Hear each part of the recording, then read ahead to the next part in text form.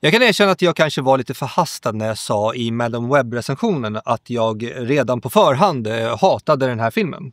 Hur känner du nu då när du har sett den? Jag hatar den här filmen.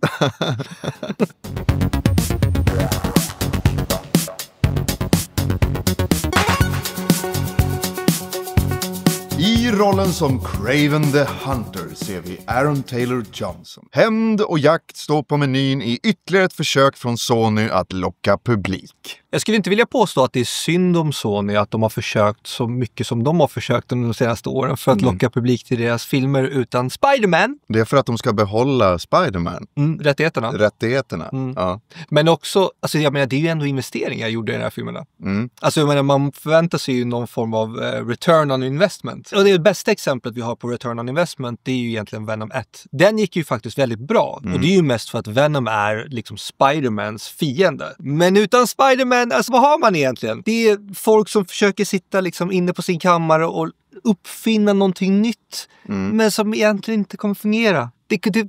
Och här har vi beviset. Ja. Det har inte fungerat. Nej, och sista gången gilt. Ja, verkligen. Spoiler, men den här filmen var skit. Jag kommer ihåg när vi skulle recensera Morbius. Alla hatade filmen. Eller liksom, det var jättedålig kritik och bla bla bla. Men vi sa typ så här, ja men faktiskt, den var inte så dålig. Den var inte bra. Nej. Men så dålig var den inte. Alla filmälskare där ute föll in i en gemenskap om att hata och göra Morbius till den största typ filmmemen någonsin. Den här filmen kommer inte ens bli en meme. Nej, det är liksom ingenting. Vad handlar den här filmen om? För jag måste ju tänka, vad ska vi säga här? Ja, exakt. Men jag förstod inte, vad går det ut på? Varför? Nej, jag vet inte. Det vi kan säga, det är ju att Kraven då, hans pappa är Russell Crowe och hans brorsa är deras nummer från Gladiator 2. Bra skådespelare på papper. Aaron Taylor Johnson är ju en skådespelare som det har varit mycket snack om genom åren. Framförallt att han kanske skulle spela James Bond. Jag blir lite osäker på om han är kapabel till det. Han är bra som en sidokaraktär.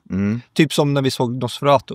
Och där funkar han. Han kan vara lite så här over the top. Men huvudroll, jag är tveksam. Russell Crowe som ryss, jag ser inte det. Nej. Jag ser Russell Crowe försöka prata med rysk brytning. Det är det jag ser. Sergej då rymmer ju från kåken och ska göra något. Och så har han en pappa som är kriminell. Och så har han en brorsa. Sen försöker vi förklara vad filmen handlar om. Jag försöker liksom, alltså handlingen finns ju där. Jag vet ju vad jag har sett. Men det är så ointressant att säga den, det ger ingenting. En väldigt stereotyp kriminalhistoria om en familj som är starka inom den kriminella världen. Som utmanas av andra faktorer inom den här kriminella världen. Och och det är familj och det är Kraven. Kraven har i alla fall superkrafter. Typ som djur. Ja. Så det var intressant det där var på Sanders face. Jag bara blacked out. Kraven som karaktär inom Spindelmannen-världen är ju jävligt intressant. Kraven är ju på riktigt då en jägare som anser att Spindelmannen är det farligaste man kan jaga. Det tycker jag är intressant. Absolut. Men det finns ingen Spindelmannen här. Jag tycker det är lite billigt att som recensent referera till en AI-film. Men det här är det, återigen. Allting är redan gjort förut och någon härmar bara någon annan. Varenda liten grej. Allt är kliché. Folk får en paycheck. Egentligen skulle den här filmen komma för 2 år sedan. Den blev uppskjuten av anledningar, I don't know.